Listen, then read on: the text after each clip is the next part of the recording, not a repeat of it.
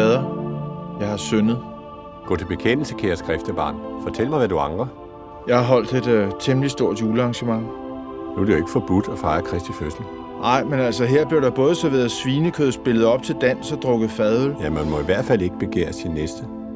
Hvor meget fadøl drejer det sig om? 6.000 liter, faktisk. Vi gør alle sammen slå en skævert. Hvad var det egentlig for et arrangement, du holdt?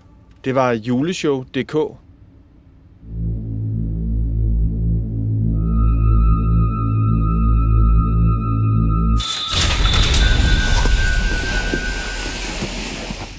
Jeg vil aldrig mere arrangere juleshow. Fortsæt.